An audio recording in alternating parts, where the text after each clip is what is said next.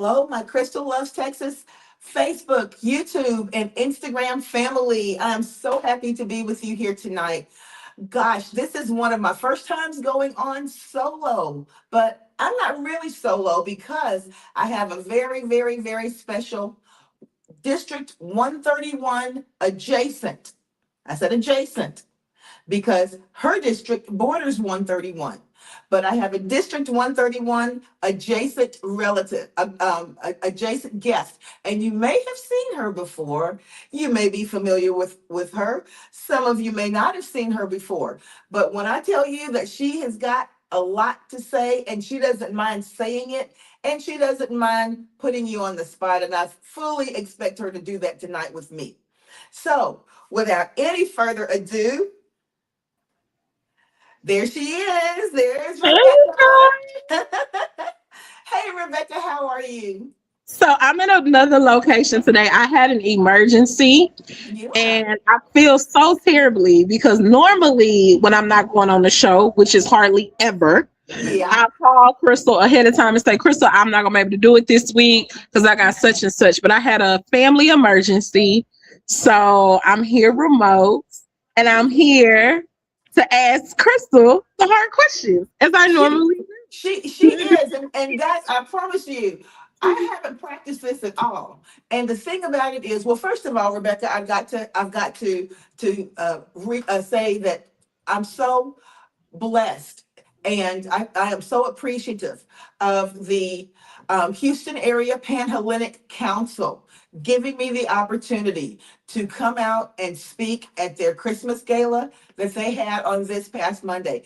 I was expecting to speak in front of a panel. There were a few hundred people there, but it was a wonderful opportunity for me to really get out there and tell people in District 131 exactly what the things are that I would like to see happen, and to ask of them the things that they know need to happen in their own district. And Rebecca, I got to tell you, I was a little bit nervous because this is the Panhellenic Council. So you've got a member of every branch of the Divine Nine fraternities and sororities there, and they mean business. Of course they do. Voting They is mean their business. business. So Yes. they try to get as many people out to register to vote as possible. So the Yes. more people that are out to vote, the more that the more people that they have out to vote, the better it is. That's right. And they do so much in the community. And the thing about it is a lot of people don't realize how um the fraternities and sororities and the Greek organizations, their whole purpose, their sole purpose is to educate and to do service work in the community. And to see them all there together and making a difference together in the community was absolutely mind-boggling. And they were having a good time. They had all different types of games going on, and they had wonderful food. I want to thank the Panhellenic Council President, Rashawn Cockrell of Phi Beta Sigma Fraternity Incorporated, and of course, my brother-in-law, Anthony Bryant of Omega Psi Phi Fraternity Incorporated. Thank you guys so much for having me out. I really appreciate it. Hey, and if you want me to come back out, I have no problem with that. Um, Also, my sister Kim Dillard, who's a member of Delta Sigma Theta Sorority Incorporated, she accompanied me there, and she was there the whole time and kind of giving me a lay of the land. But Rebecca, some of the things that they were talking about, and some of the things that were Well, of, wait a minute, Crystal. You got to shout out the whole campaign team that's a part of the Divine Nine. Candice is a Sigma Gamma Rho. she sure is. Yes, Dave she is absolutely is. a member of Kappa Alpha Psi Fraternity Incorporated. That's right. What am I thinking? And Xavier, he was there with us too. He was there. So I had my members from our own campaign team who are part of the Divine Nine. Of course, like Rebecca said, Xavier Williams. He's a member of Kappa Alpha Psi, my best friend for the last 40 plus years. And Candace. Candace Joseph. She is a member of Sigma Gamma Rho sorority. And she is always, always right there when we need her. And one thing about Candace, Rebecca, Candace shoots from the hip. She does not pull any punches when it comes to being honest with you. Right. Right. And she's been extremely honest with us and some of the things that we need to do, some of the things that we need to change. She was one of the ones, along with one of our very good friends in the community, who was a community and education advocate, who said it would be advantageous to you to keep your branding, because that Rosie the Riveter branding is good, but it needs to be Rosie 2.0. So Exactly. you need to update it. So that's what we did. And if you haven't seen our new branding, I'll make sure that it's attached to this video when this video is posted to Facebook. But there's a lot of things that the people who have been on our campaign team have really rallied together to help us get done. Rebecca. Yes, that's absolutely right. And also Gary too. Gary Harrison. It's okay, Crystal. You had a long day today. We I both had a had. long day. I had a Yeah. long day, guys. Let me tell you. And I know I say this all the time. I did not go home before I left school. I left school at 4:45. I had to try to get to the bank before 5, and then I came straight to the studio. So I am so happy I got here. I was running a little bit late, but you know what? And Rebecca, let me take this school lanyard off. What am I See, that's thinking? what I said. I'm not there to you. What am I thinking? That's supposed to be off. School stays at school. But you But at know, least your constituents know that you're a classroom teacher and oh you are boy. serious about education. And that's one of the things that you're going to work on when you go to Austin is real education reform. And the thing about it is, Rebecca, when you called me and you said, Crystal, you should call this episode "A Teacher at the Table." Exactly Exactly. what did you mean by that? Because it makes a lot of sense. Because at the table, and I mean a figurative table, at the table is where things get done. Right. That's what people say when they say we need to get to the table and work through this. That's Well, where the that's reason where I decisions are made. the reason I came up with it was because one thing Crystal and I talk about all the time, especially amongst our teacher friends, one thing that frustrates us more than anything is people making decisions about education and they've never been in education, right? So you have the politicians on all sides of the aisle. At the state level, at the local level, and at the national level who never really sat in a classroom. Or if they sat in a classroom, they hadn't sat in a classroom in years and they Yeah, still figure their school is the same way it was 30, 40, 50 years ago, and it's yeah, not anymore. So now Crystal is going to focus on a myriad of issues, yeah. but one of the most important issues for her campaign, I mean, and let me know if I'm misspeaking, Crystal, because I don't want to misspeak, is focusing on education, real education reform. And you know what, Rebecca, with the four tenets of my campaign, or the four pillars of my campaign, I don't have a laundry list of things that I want to see happen. I think it is prudent to only put forth the things that you feel that you can really affect in a meaningful way. And those four things that I would like to see happen for my district and for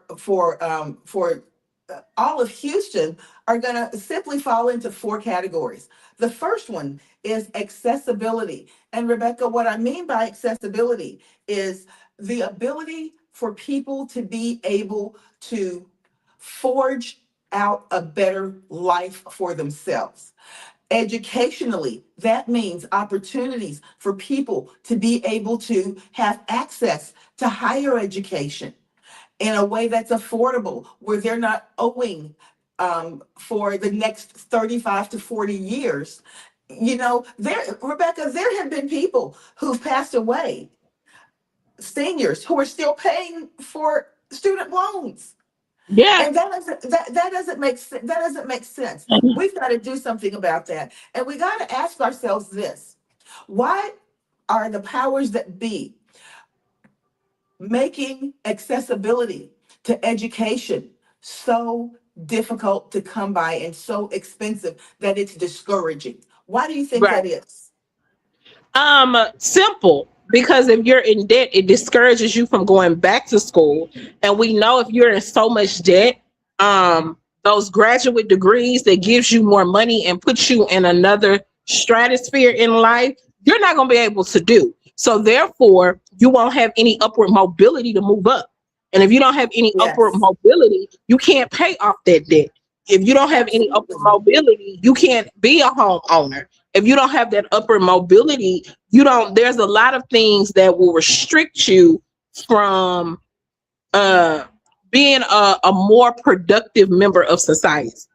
And you know what, Rebecca, here's the thing. With that accessibility aspect, you have got to, when you begin to peel back those layers, and it's important that you peel back those layers. When you begin to peel back those layers, what you've got to look at square in the face is the fact that people who would move to limit the accessibility of something like education must be doing it. You have to wonder, what perspective are they coming from? Why would it be advantageous to limit someone's education? Well, there's a very simple reason, like you said, because education is power.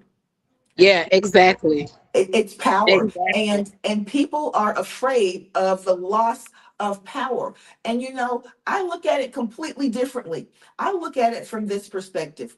If people out there have the ability to garner as much education as they can, as their finances will afford them in a reasonable way, those are people, just like you said, who become a lot more apt to be able to pour into society, to be able to become critical thinkers. Critical thinkers are our inventors. Critical thinkers are our philosophers. Critical thinkers are our doctors. Critical thinkers are our scholars. Right. Those are critical thinkers, and a critical thinker is a problem solver. Right. And then it prevents us from teaching our students, going back to the Yes. education thing, it prevents us from teaching our students how to critically think. Absolutely. And it must be, I've never thought of someone else's education or someone else's ability Crystal, to get. I'm having a little bit of technical difficulty. Give me about 3 minutes to straighten it out, and I'll be right back. Yes. Okay. But what I'm saying to Rebecca basically is that critical thinking is what moves our world forward. Without critical thinking, would you have a NASA? Would you have an MD Anderson? Would you have a Cedar Sinai Hospital where people are learning to solve problems? That's what critical thinking is. It's problem solving. And that's where your teachers come in. That's where accessibility comes in. Whenever someone moves to limit your accessibility to something, there must be a reason that that's happening. And and that's only in education. Ladies and gentlemen, another aspect of critical thinking is, I'm sorry, of accessibility, is accessibility to safe and livable neighborhoods. And accessibility means something that people want to, what makes a neighborhood attractive to move into? What makes a neighborhood somewhere where people want to raise their families? The accessibility of good schools, the accessibility of transportation, the fact that that neighborhood is going to be a safe place to raise their family. It's going to be a place that is going to be stable for a number of years. All of that has to do with what makes young families want to move back in to neighborhoods.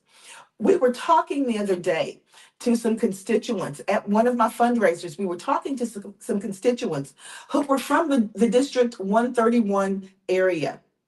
And one thing that they said was this: I ask each of them to please give me one reason, one thing that you think is challenging to District 131. What would preclude a young family from wanting to move back into that area and raise their children? And something that one of the younger ones, who was a Gen Xer, said to me is this: I want safety. I want safety. Safety ties right into accessibility. She wants to know that as a single person who does not even have a family yet, that it's going to be safe for her to go grocery shopping when it's dark outside. She wants to know that there are going to be street lights.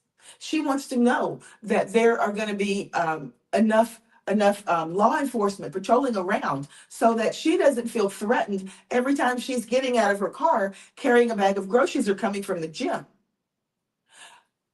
You have to feel comfortable and confident in where you live. And there's no um, more terrible feeling than feeling as though you cannot feel safe or sleep comfortably, or you've got to sleep with your fist balled up or with something under your pillow because you're afraid someone is going to kick in the door. And, let's think about that 131 area. Let's think about that area. That area started off in the early, especially around the South Park area, that Gulf Gate area, that area around Almeida Mall. It was an older area. That area started off in the 1960s and 1950s as a middle class area for young families after World War II. And it was a very nice area. People were trying to get there to raise their families. People were trying to get there to buy houses. Uh, and and that was for a long time. If you look right over on Wayside and almost to the Gulf Freeway, that's where the original headquarters of NASA. Of course, people were trying to get into this area, and the houses were small. The houses were modest houses, but they were affordable to young families and GIs coming back from the war, and you could raise your family there. You didn't have to worry about whether there were going to be drugs in the area. You didn't really have to worry about whether or not your neighbors were going to be firing guns on New Year's Eve and the 4th of July, and a bullet coming down and hitting the house or hitting someone in the yard. There were things that people didn't have to worry about. Are we back there yet? No, we're not quite there yet. But if you drive into those areas right now, if you just drive into them, what you can see is the regentrification of these areas. You can see building taking place. You can see housing being built. You can see and affordable housing. You can see nice apartment complexes being erected. There are many reasons why a person would want to move back in there. Well, I'm not going to say right now everything is perfect, because there's still some challenges, but every day the area is being sought out, and more things are coming there. You've got drugstores opening up. You've got grocery stores. I just got a little bead on a piece of information a couple of weeks ago that there could be a very nice, large grocery store coming into the area that's right off of 288 between Orem and Almeda Genoa. And I know that would be something that would attract people. Younger people are going to want things like gyms. They're going to want to have churches. They're going to want to have recreation facilities. They're going to want to have entertainment and restaurants. And I can see those kinds of things coming back over into that 131 area and really building up again. And that's what we want to see. That's what I mean by accessibility, ladies and gentlemen. Something else that is really important to me, and I hope Rebecca can jump back on at some point, but I want you guys to really understand where I'm coming from. Another thing that those constituents said was that they would really like to see accountability from our government, accountability from our lawmakers, accountability from our municipal uh, lawmakers and entities, just accountability in making sure that there's transparency in what is going on. So many times decisions are made and we find out about those decisions way after the fact, which is not where we want to be. And that's why when Rebecca said, let's call this segment a seat at the table, a teacher at the table, is because the kinds of things that a classroom teacher is going to bring to the seat of District 131 is, first of all, more than anything, a classroom teacher has got to be a problem solver before anything else happens. If you can imagine the kinds of things that happen in a classroom on a daily basis, and especially with my students, I'm a middle school teacher. So you've got all kinds of encounters that happen between those students, some friendly, some not so friendly, but they've got to be resolved for, for us to get down to the meat of what we need to do in that classroom. In my classroom, guys,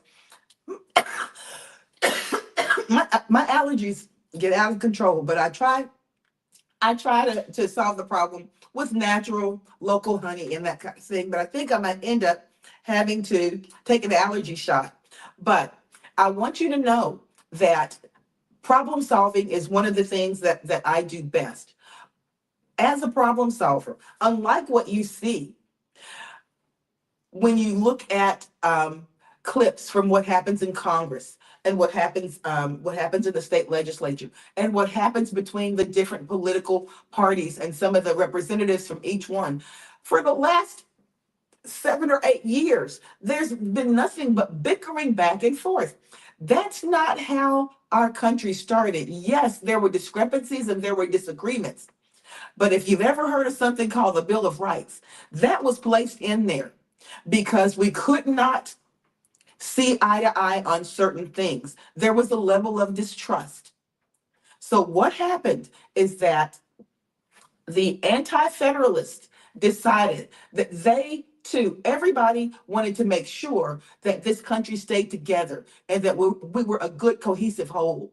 So the anti-federalists, who would be now considered probably the Republican Party, the anti-federalists said, listen, they were the ones who did not necessarily want big government. They wanted to have more states more in control, but they decided, listen, our goal is the same, to have a cohesive government that is able to work for the entire body of people. So we need to figure out how to do it. So they put forth a Bill of Rights because the Constitution was already written. It was already written. It was a done deal. And they wouldn't sign it. They wouldn't sign it. They said, because the way it looks right now, all you guys are doing is telling me that the things that you say you'll do. But I don't trust you in that manner. I don't trust you in that way. So we need to add this Bill of Rights.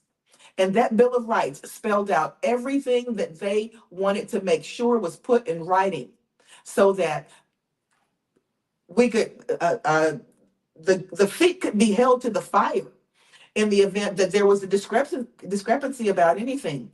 That's what transparency is all about. I've been doing my podcast now for almost 4 years, since 2021. That is 4 years, since 2021, the fall of 2021. And the reason that I started my podcast is because I wanted everyone to know exactly what makes me tick. I wanted everyone to know the positive things that are going on here in Houston, especially in District 131, the district that I grew up in and that I went to school in, and still have many, many friends and neighbors there. I wanted them to know, and I wanted Houston to know, that there are wonderful things that come out of that district. There are wonderful people that come out of that district that go so far in life and that contribute so much back to society. That was the way that I could do it.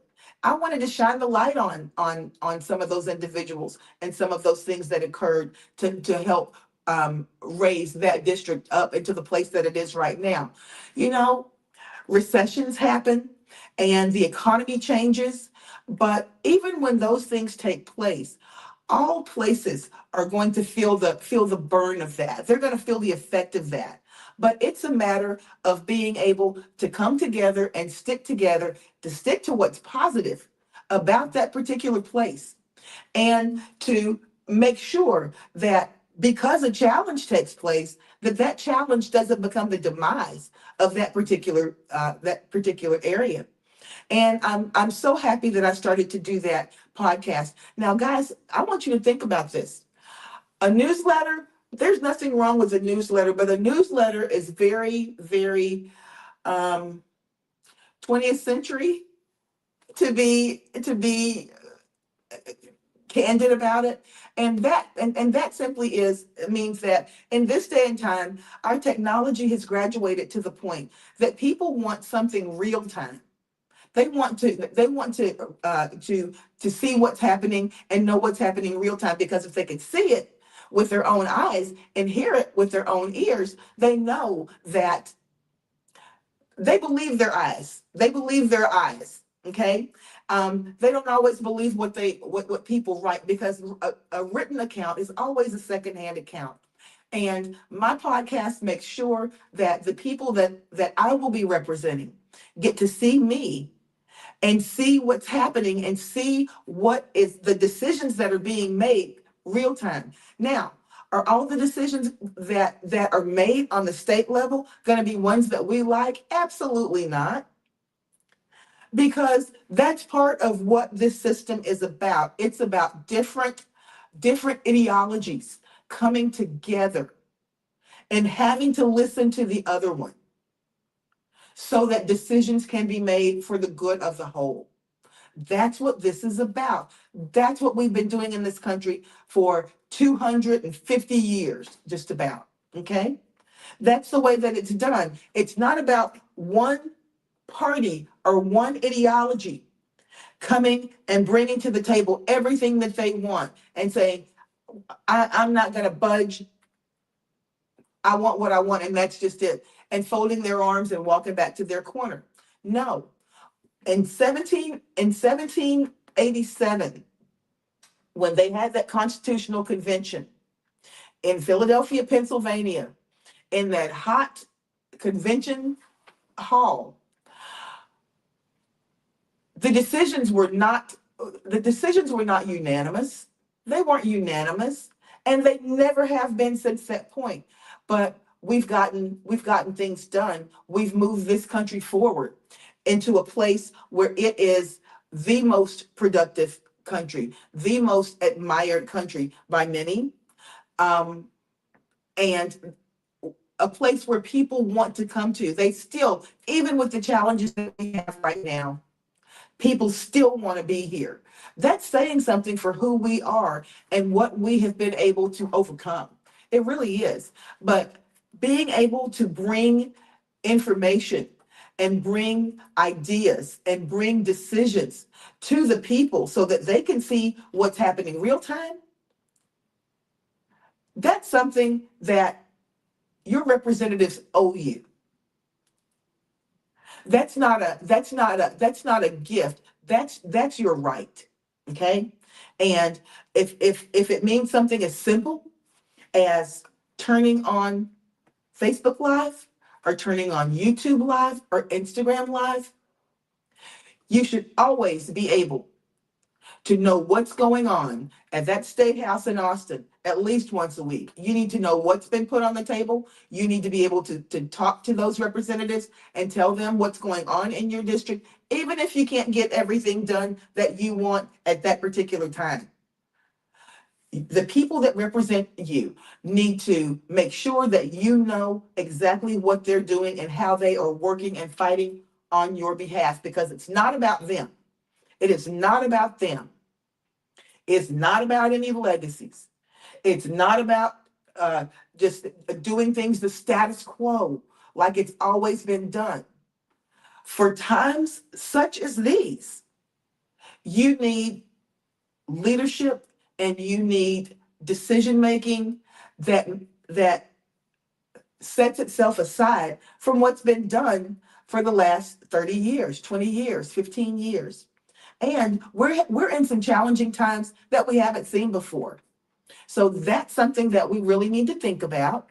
And we really need to do some soul searching and decide if we want things to go the way they've gone for the last 20, 25 years, or if we're ready to see things really take a change in our district and catapult it forward.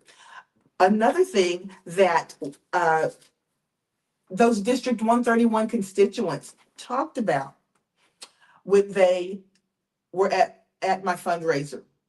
And I had to, I didn't give them these questions ahead of time. I wanted them to be very candid, and I wanted them to really speak from the heart and tell me the things that what the challenges were. And they said equity. And I had to ask, what exactly do you mean? Because equity can mean many, many things to many people. And they said, especially one young lady, she said, equity means that I know that if I live over in River Oaks, if I live over in Memorial, if I live out in Greatwood, I know that I'm not going to have people dumping trash in the middle of my esplanade at night. I know that they're not going to be stray animals running around and tearing into the trash or tearing into what's been left behind and spreading it all over the road. I know that that's not going to happen because I pay for that amenity. What amenity are they talking about? They're paying for the services. But you know what, ladies and gentlemen, we all pay for city services. Why should one neighborhood look different from another or have the services much more dependable than another? Why should that be the case? But it is. I'm sure that everyone out there will agree that it is. And what can be done about that? Well, someone told me one time that the squeaky wheel gets the grease. And that doesn't mean going up and berating the council members at City Hall and cussing them out and going off on a tangent. That's not what that means. That means every time that there is a city council meeting, every time that there is a decision being made on the state level about services and shared services that are shared between the state and city governments, every time that those things are on the table, representatives from District 131 have got to be there. They can't send a letter or send a petition. They have got to be there, and they've got to be able to stand up and tell those bodies of lawmakers exactly what's happening in their district and why they will not stop until things begin happening. That's how things get done. It's not because if you simply wait and hope that things will get better, there are a lot of stories that end in a really bad way when that was the modus operandi. Okay, when that was the way that things were being done. It's very important that we know what our most pressing issues are. In District 131, a lot of people are concerned about safety. A lot of people are concerned about homelessness. A lot of people are concerned about illegal dumping. A lot of people are concerned about police response time. But ladies and gentlemen, when you are one of the 5 largest cities in the nation,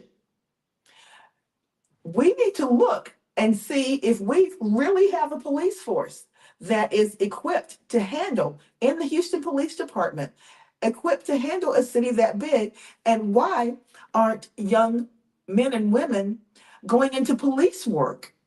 Okay. First of all, it's more dangerous than it's ever been. But what can we do to allocate funds? What can we do in a joint way to allocate funds to our um, police services, the sheriff's department, the police, to law enforcement, so that we can recruit more people into law enforcement? When someone's graduating from college or they've gotten their associate's degree at a community college or a city college, and the pay grade for a job that is the most dangerous job in the world is still in the $40,000 or the $50,000, is that something that people are going to want to take a chance and put their lives on, be in a situation where their lives are in the balance every day? Possibly not. So we've got to figure out ways to encourage more people to go into police work, which trickles down into the safety aspect that we're going to see in our communities, because there are going to be more police if they're paid better. Lots of things like that come into play, and they have a domino effect. If we have better city services, we're going to have neighborhoods that are more inviting for people to come into. But before they come into it, there's got to be an aspect of safety. There's something called the broken window theory. Google it. The broken window theory simply says that if you have an area that is blighted, where there are lots of abandoned buildings, glass broken out, um, different kinds of of um, things that are unsavory. You have people walking at all times of the night. It has been said that when you have that kind of area, that's the kind of area that's going to invite crime. I'm going to let Rebecca back in because she just got back on the line, but I want her to add to this too. Let's see, Rebecca, can you hear us? Crystal, when I used to tell you all the time that I'm very slow when it comes to technology, and you would always laugh at me, oh, girl, you smart. You can figure it out. Now you see why I said what I said. Well, I was just talking about, and I haven't stopped talking since you left, Rebecca. I was just kind of on a little tangent, but that's okay. It's an important tangent. But I was talking about the broken window theory. And that theory explains, and it's a proven theory, that when you have an area or when you have a neighborhood and there are windows broken out of shops and houses and businesses, and they're abandoned, that's the kind of environment that crime is attracted to, because it gives the illusion that no one cares and no one's paying attention. So when criminals want to that when they want to set up their headquarters somewhere, that's the place they want to be. However, when people come into that area and they begin fixing up the houses, repairing those windows, painting the shops, moving into the storefronts, moving into the homes, and criminals see that kind of thing, and it looks like people care, it's gonna give the illusion that people care and that people are paying attention, and that's not where they want to be. Right. I think that's part of the reason why so many people have moved out of certain neighborhoods and certain zip codes, Oh yeah. because the neighborhood doesn't seem like it's conducive to the environment. Um, but but if you and then you have companies, these huge companies that come in and they invest in the land. First of all, they buy the land, and they buy the land for dirt cheap. These Right. big time investors from these big corporate companies buy. So you may have an acre of land for $1,500, $2,000, and then the investors buy the property up and at that cost, and then they build houses and apartments and jack your rent Yes. up $2,000, $3,000, or you ended up paying a $1,700, $1,800 mortgage, um, when they've only paid $15 to $2,000 of the land. So you have those situations, and this is why they come in neighborhoods, and then the property values skyrocket, and then the taxes skyrocket, which prices people out of these neighborhoods, right? Well, yeah, well, and one thing about that, see, that's a catch-22, because you want your neighborhoods to be reborn. You You want do, that. but you also want to be able to afford them. Yeah, and you want it to be a place where young families want to move into. So that's Right. why it's going to be important for your state and your local lawmakers to help develop partnerships with Yes, builders, yes, so that homes and livability in certain areas is still conducive to young families moving in and wanting yes, to be there. yes, And yes, when you were gone, I was saying that that I was told by a pretty reliable source that there's going to be, food deserts have been something that have plagued 131 for a long time. There yeah, are areas where you've got grocery stores, but then there are huge stretches where there are no grocery stores. right. And that's the kind of thing that makes it very, very difficult as far as livability Yeah, when you've got to it is. drive 5 miles to get to a grocery store. It is. It is. So, and that's what a lot of our local politicians have been, our local and our state politicians, a lot of them have been talking about that incessantly, right? They've been Yes, talking about how to make it affordable, how to make it more affordable, and what can they do on a policy level to make things more affordable right. in nicer areas where people can live and raise families back Right. in the district. I think for Yes, the longest time, and I'll even talk about this with my own state representative, I think for the longest time, it's been very clandestine in the sense that the state representatives do what they do, the city councils do what they do, the Congress people do what they do, and everybody is in their little bubble, and everybody feels like their ideas is what's best for the bubble. And what it's going to take, especially now in 2024, I'm sorry, Lord have mercy, Jesus. It's 2026.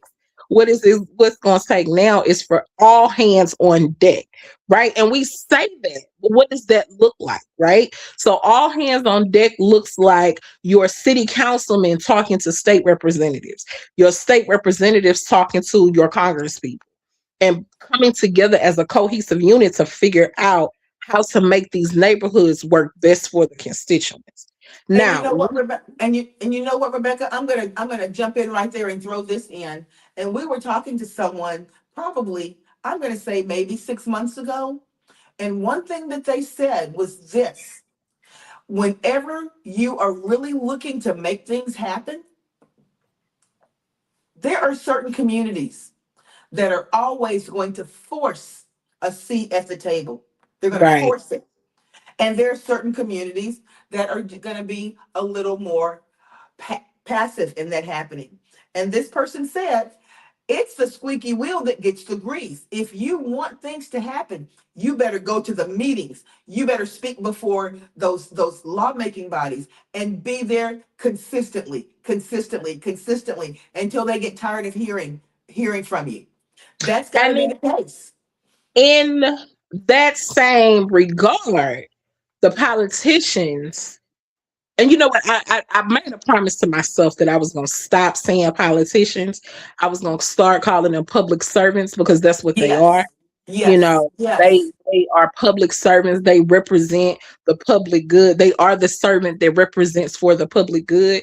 Right. um they're going to have to, and this is what I'm asking you, Crystal, this is one of my hot seat questions that Yes. I'm going to ask you, and I'm going to ask you in front of everybody else.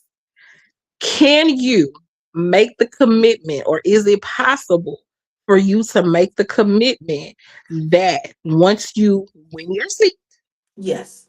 in Jesus' name, you win your seat, that for your constituents in your 131 district, that not only will you have something for them to come to you, like a district advisory committee or district advisory council, but you have town halls and virtual meetings and keeping your podcast going to let your constituents know what's going on. Well, you know what, Rebecca? It's so funny because great minds think alike. When you dropped off of the screen for a couple of minutes, that's exactly what I talked about, and that is, it's the responsibility in this day and time for lawmakers, be they state or national or local, to keep their constituents informed about what's going on and to give Right. them a voice in what's going on. Hang on one second. Now, what I mean by that is that 4 years ago, we decided after the election, we decided to keep this podcast going with exactly that in mind. And what I mean by that is there are things that people that need to be discussed. There are things that are scathing issues right now that so many people don't even know are going on. Yeah. And it needs to be brought before people. They need to know what's going on because they need to make decisions in their lives based upon that. Rebecca, there's no excuse at this point, and I'm just going to call it what it is. A newsletter, Rebecca, is very, nothing wrong with it. Hmm. Nothing wrong with it. But it certainly needs to be done in tandem with a Yeah. podcast or a radio show because there's nothing like real time information.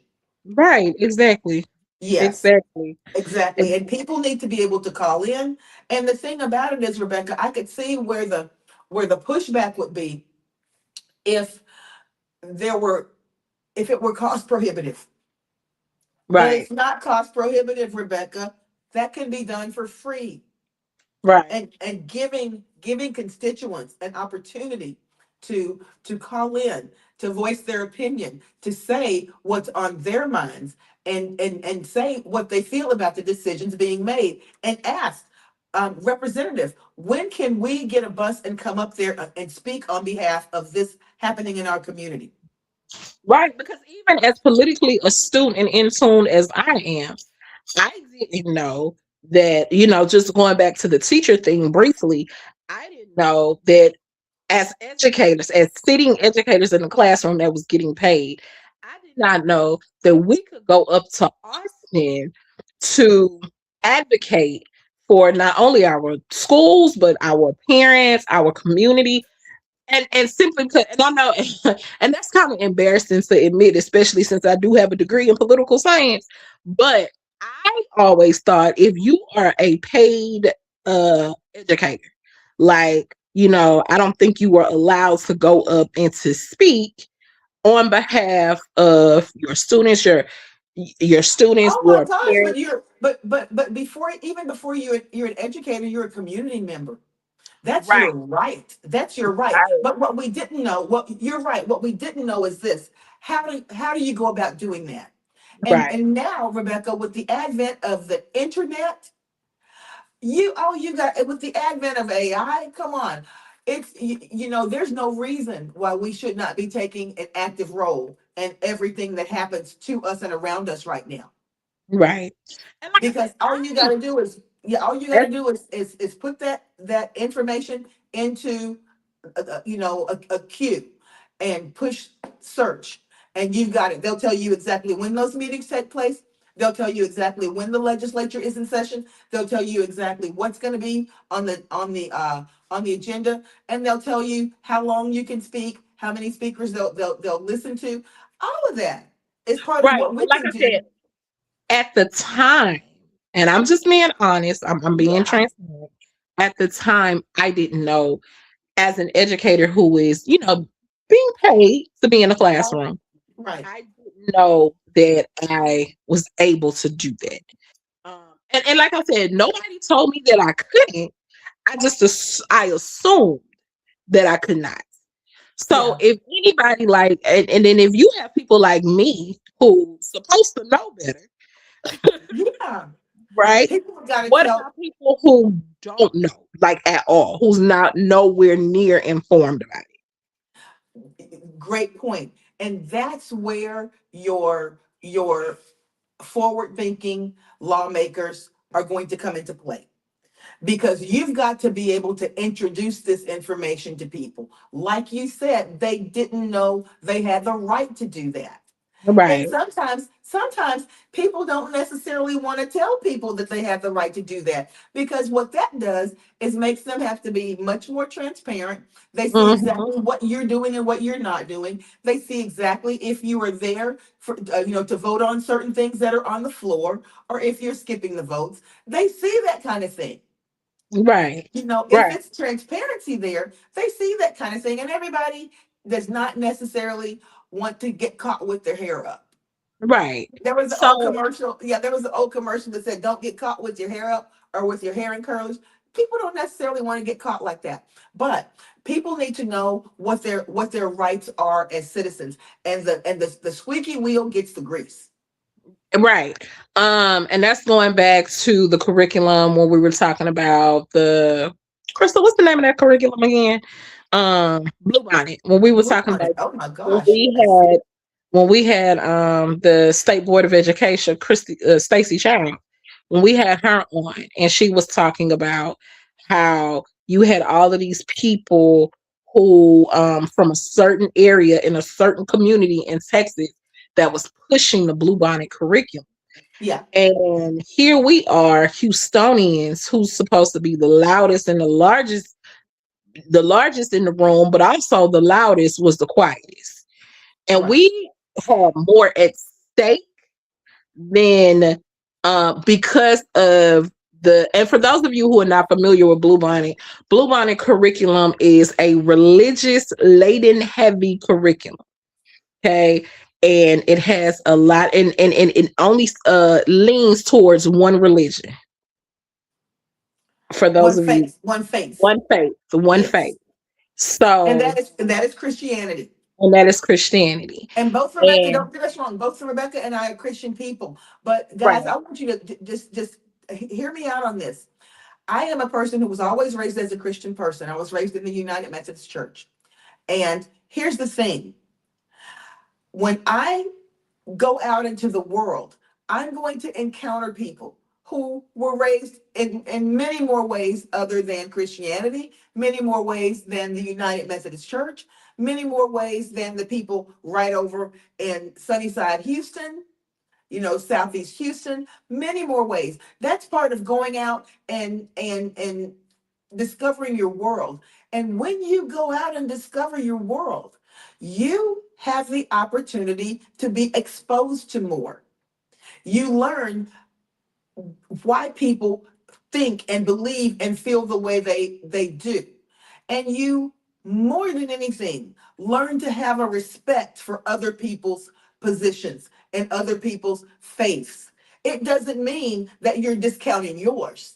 It right, means that because of people's life experiences, they have the faith that they may have.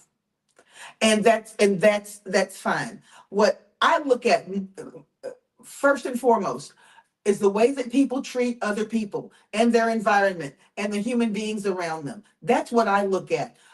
Leave the faith part to the side. And our Constitution says that anyway. Leave the faith part to the side. It has no place here. But when you experience people where they are, that's when your mind begins to develop and you become a much more global person and a much more global thinker and a critical thinker. and for me, I am a Christian. Born and raised in the Missionary Baptist Church. Yes. Um, very astute in the Bible. Like I am in the history and in politics.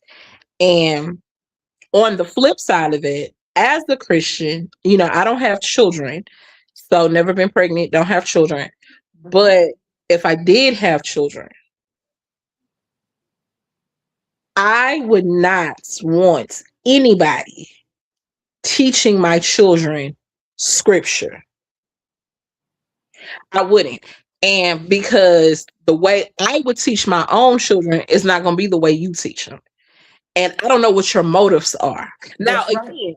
again, so I say that not maliciously or facetiously, but I say that, if you are an atheist, right? And I have several friends who are atheists. Yeah. But if you have atheists that, don't believe in any God, and you're forcing them to teach creationism as a science, Yes. they are not going to teach them in the same manner that I would teach my own children. Right. And I'm not Absolutely. even mad at them for that. And let's be clear. That's right. I'm not upset with them for that, right? Because now you forced something onto them that they Yes. clearly don't believe in. That's right. So now when they're presenting this information, they're not presenting the information as a science because they don't believe it to be a science.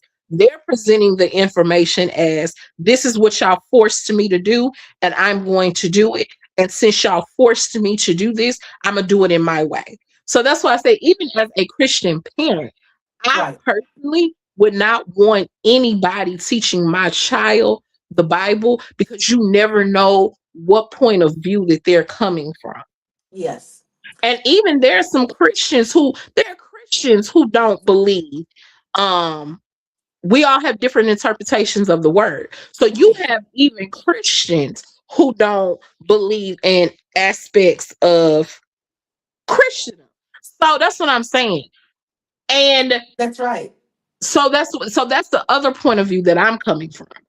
I feel like that's a home issue. That is a That's right. parent slash church issue. And Rebecca, keep in mind that there are many churches that people that, and there's never been a church out there that I have seen, or that is around in a massive way, that is not welcoming for new people to come. They want to share with Right. others what their faith is, and that's the place outside of the school. They have different groups for kids to become involved in with every faith. Right. They have Yes, a lot of interfaith churches. They have a lot of they interfaith do. programs. They have a lot of interfaith. So and this is another thing coming from an educator, right? Who's teach social studies and I mean who teaches social studies and who's taught History. history. Yeah. We teach religious texts anyway. From sixth grade, it's introduced in elementary school, of course, Right. but from sixth grade to 12th grade, they are taught in depthly about the different types of religion, the different Right. types of faith. Right. So I don't see the need, and this is just coming from a practical sense. I don't understand the need to even go deeper into Religion. Christianity, That's right. religion, when we teach it as academia anyway. Well, let me say this, Rebecca. Let me say this. My issue is this.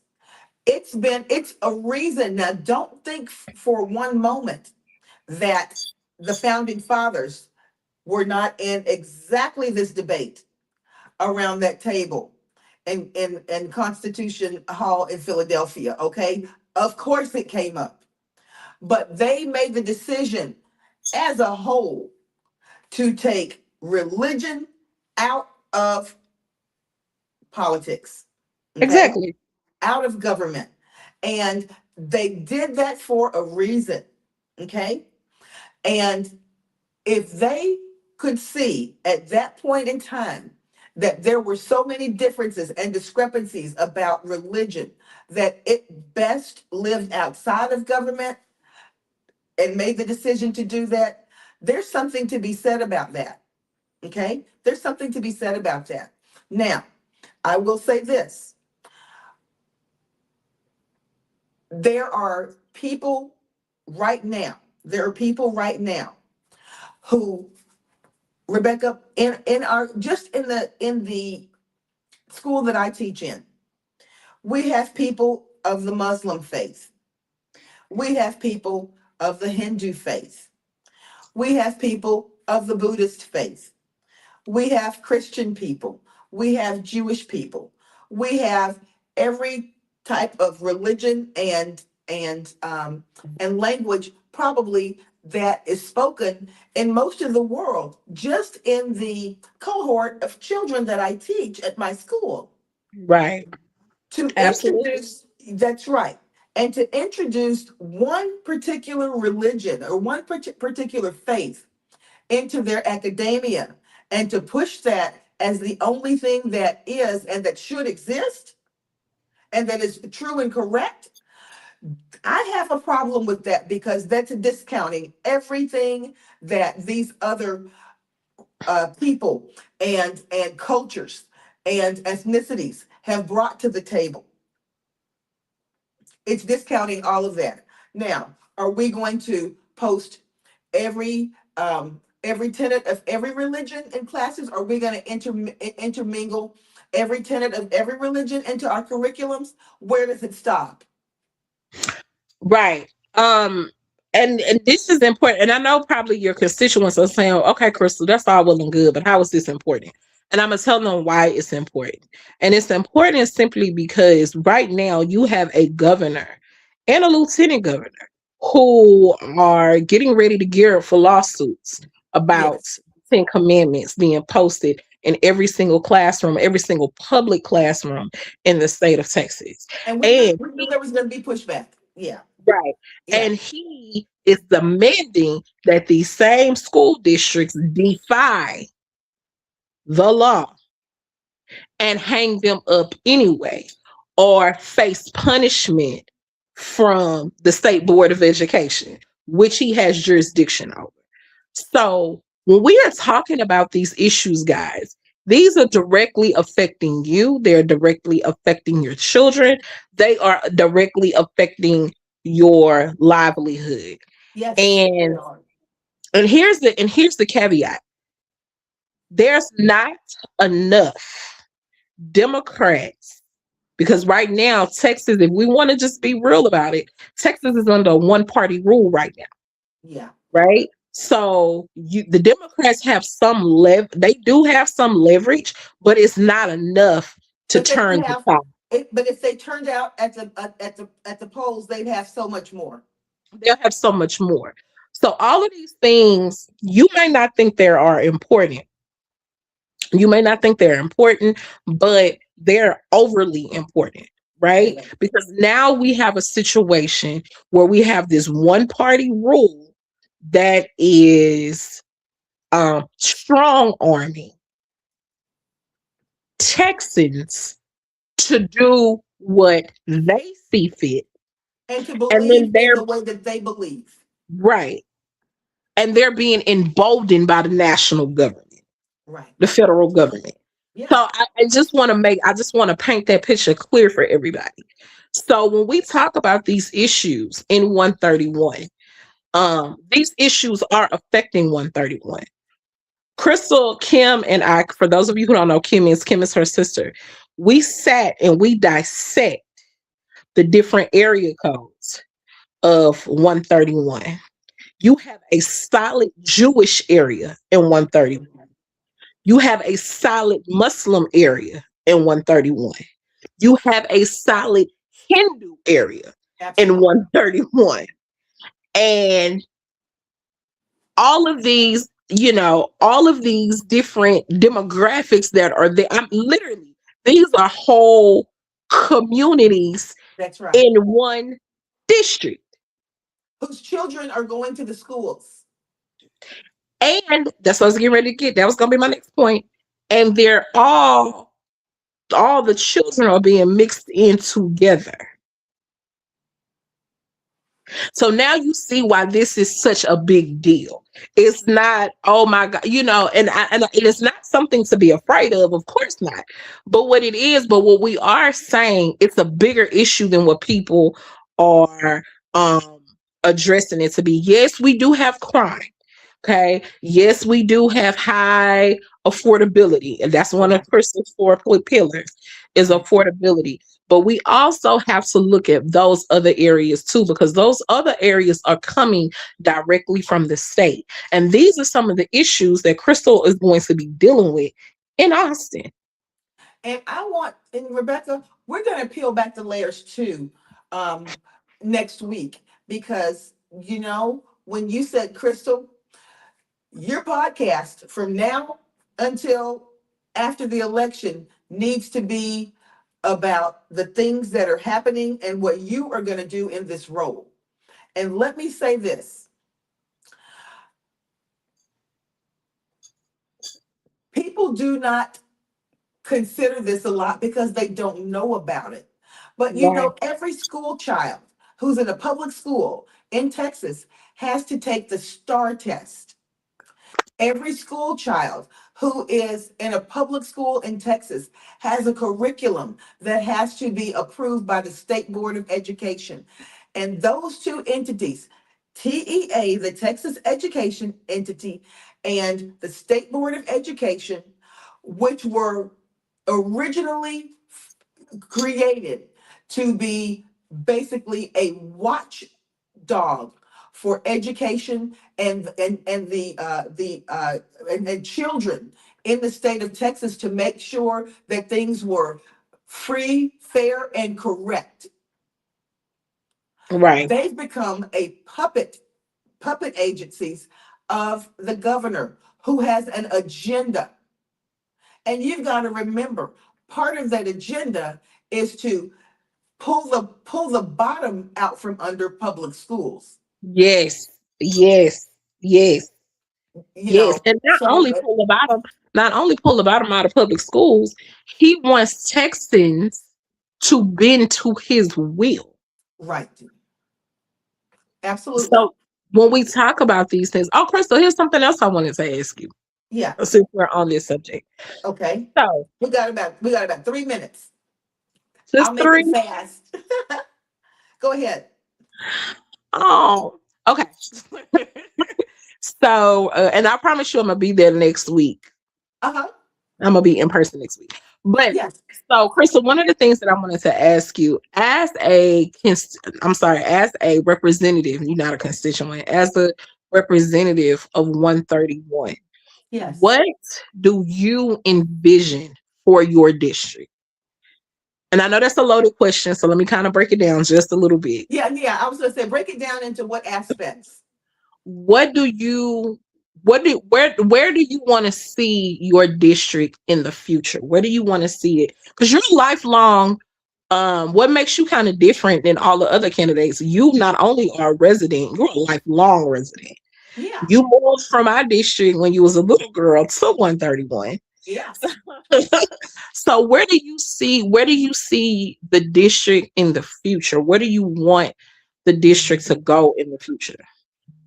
Like I said at the beginning of the podcast, Rebecca, I want to see a District 131 that is such an attractive place for people to want to be, and with the types of resources that people want, just like you have young families going out to Katy, just like you have young families going out to Sugarland and to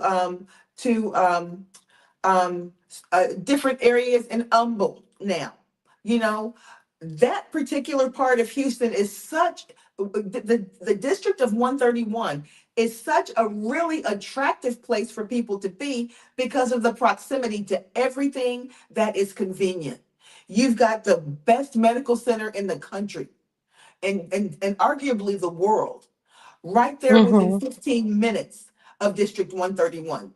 You have got the best technology center in the world, with NASA being within 15 to 20 minutes of 131. You have got um, all three major league sports teams have places to play right within 15-minute radius of that district. You've got the best medical facilities. All of this is right there within, and if people utilize public transportation, you can get on one or two buses and be there in 30 minutes. I mean, Or it's an less. attractive, as far as the proximity of this district to all the things that make Houston what it is and that make Houston stand out. It's in such close proximity to everything that it should be where people want to be, not a place where people are running from. Exactly. Exactly. Exactly. So What I think I asked this question last week, and this is my last one. I promise. I promise. you got to promise. Go ahead. So I know I asked this question last week, but just to kind of refresh, to keep it fresh on people's minds, um, as a state representative and um, no, actually, I didn't ask this question last week. What are, and maybe this is probably more in line with your first question, I don't know, but what are some of the problems that you see in District 131 that you want to change? Um, Probably the number one thing is going to be the proximity of the places and the things that I like to do. I like to have a variety of grocery stores, especially ones where you can get fresh produce at a reasonable price. Mm. I like to have accessibility to gyms and workout facilities and parks that are nice parks where you can jog around the park. I Safely. like safely. I like to have accessibility to entertainment. When was the last time? Where's the closest movie theater to 131? If someone wanted to go to the theater, I know that for a great majority of people, they're watching streaming now at home. But Mhm. that's the kind of thing that people want to take out their families to do for an outing. Think about the restaurants. What about the chain restaurants? Where are the chain restaurants that people like to go to that are in 131? You know, just the things that make, and when we say livability, the things that make people, that attract people to an area. Dog parks.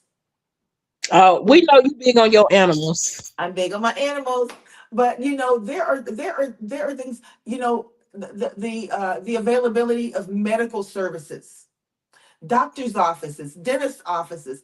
They are few and far between in those areas, Rebecca. If we had even something of the semblance of a small little a little medical center area, just a storefront medical center area in a commercial uh, facility, that would be great. We used to have them. Right. My pediatrician was right there on Cullen. Right. Yeah. But Rebecca, listen, let's do our due diligence and let's come in next week and we're going to peel back the layers, because I believe that people need to know exactly what's happening in some of these state agencies that have become the puppet agencies of the governor. And this is the same governor who, if he had his way, he would allow the bottom to fall out of public education. It's great. It's great, the thought of not having property taxes. But Rebecca, tell people what that really means and where our schools would be if that were the case. Okay, so I hear a lot of people talking about how high property taxes are, and I sympathize and I empathize with you. But here's the thing: I'm torn with the property tax thing, and the property tax issue is not a thing, but the property tax issue, I'm very torn. And the reason I'm torn, because I am a public school educator, and I'm torn because most of our schools, 100% of public schools are Bingo. funded by tax Property dollars, taxes. Property property tax, tax dollars. okay, property taxes. and it's literally split down the middle. Right. Half the state gives, the other half is coming from well, a third of it. Because half the state, well, a big chunk of it is the state, then it's property taxes, and then from the lotto. But the lotto, I never really include the lotto because it's such a small percentage of it. That's right. But it's really supposed to be cut up into thirds. But here's the thing with the property taxes, the citizens have a say in what goes on in these school districts. So these school boards have a say on what goes on in these school districts Right. about so if they're taking property taxes away, you essentially don't have a voice. And 100% of the decisions and 100% of the money is coming from the state. So what does that mean? That means you no longer have a say in your school district. And you have no say in what is taught. You have no say in how it's taught. You have no say in what the salaries will be. You have no say in whether or not certain populations will be welcome in those public schools. You have no say in whether or not students with disabilities will be served in those public schools. All of Right. those things. The All of those reason that things. parents can go and I don't want to say complain because Yeah. parents have a right to voice their concerns about what's going on in their school, right? But here's the thing. And I know a lot of times as educators, we can get bogged down with the parents and, what their ideas are. But here's the thing. Parents, you will no longer have a say in what goes on in your child's school. The reason you have a say now is because your property taxes pay for everything that goes in and outside that school door. Right. Okay. Your property tax. So that's why you're able to go and visit your child's teacher. This is why you're able to go and drop things off for your children or for the school. This is why you're able to walk through the school and volunteer if you choose to, because This your is property taxes pays for when they say that the community are stakeholders. The reason the community is a stakeholder is because they pay property taxes. So and because Rebecca, they pay property taxes, they have a say in what's going on. We call that make no mistake with this either. People don't know how that really trickles down. If someone decides like if someone decides like one of the largest school districts in Texas right now is deciding to take different things out of schools, art funding, music funding, funding for humanities and any theater funding, someone else can decide if there's going to be a football team, if there's going to be a baseball team, or if there's just going to be a chess team. Someone else can decide if you're going to be able to have cheerleading, if you're going to be able to have basketball, if you're going to have many of the things that keep the kids motivated to want to be there. But Rebecca, we're going to talk about how all that ties in to these state agencies and how they operate and how they were designed to operate. But did you want to add one more thought before we go ahead and end for tonight? I do. On next week and the week after, three things are coming up. Well, one of the things I'm gonna let you talk about, I'm gonna let you talk about your own fundraiser.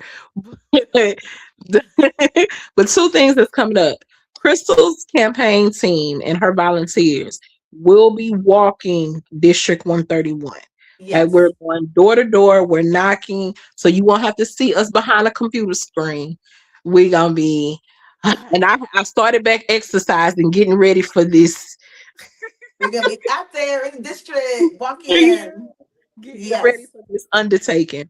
But we will be knocking on doors. Please answer us, okay? We're not knocking on your door. We not Jehovah's Witness and we not Amway. We not trying to sell you nothing. And Um, we'll be answering questions too. If you've got questions you want to ask me, when we're at your door, when you see us in the neighborhood in those Crystal Dillon for Texas shirts, you will you first of all, you can't miss them. Okay. It's got a big campaign sign on the shirt. But right, when you see us, we are ready. I am ready to tackle your tough questions. Sometimes the reality is I don't have the answer, but one thing I will do is tell you the truth about it. Rebecca, right. let me say this. Next week, we're going to be talking about TEA. We're going to be talking about the State Board of Education, and we may actually have someone here from one of the teachers unions here. So Okay. yes. So please tune in next week. Listen, please, please. We can't do this without you. My campaign as a classroom teacher is a grassroots campaign. It's a grassroots campaign, which means that I need every other teacher, every other retired teacher, every other educator, anyone who has any touch point at all to education, to please log in to Crystal Dillard, the numeral 4, Texas.com, and donate to my campaign. We can't do it without you. We've been told, which we don't believe, we've been told that unless you have really deep pockets, you can't go anywhere in a campaign like this. But I beg to differ with you. I think we can take this as far as we need to, all the way to the top. You Right. need to have a teacher at the table where every decision is being made. Please donate to my campaign. You can do that through ActBlue, and all those links are going to be posted as soon as this is over. Go You through can them, do it Crystal, through real quick. Crystal, go through them. GoFundMe. Yes. Go through them. ActBlue. ActBlue, GoFundMe. You can do it through my campaign web page. You can volunteer to walk with us. You can volunteer to make calls for us. We've Right. got, if you want to be involved in putting a teacher at the table, we've got so many ways that you can do it, but we definitely need your donation. And no donation is too large or too small. But together we can do this. I have no doubt in my mind that we could do this. Also, too, you do not have to be a teacher to be involved in the campaign. Okay. Yes. This is a teacher driven campaign. I will say Yes. that. You do not have to be a teacher to be involved in the Absolutely. campaign. Okay. Absolutely. We want all hands on deck because a Yes. lot of the things that y'all are worried about, you have somebody at the table who is just as concerned. Absolutely. And don't ever, ever, ever sleep on a teacher. Don't ever sleep on teachers. Okay. We've been there since the beginning. We're the ones who bring that knowledge forward and teach the philosophers and the doctors and the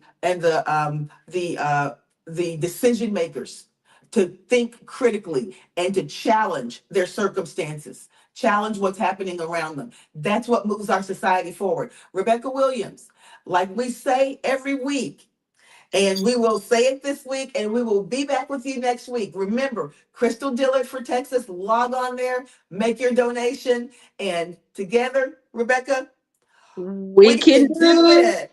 See you Also, this later. is 131. We're gonna see y'all this week. So y'all better Yes. answer the door when we come a knocking. Bye-bye. Bye guys.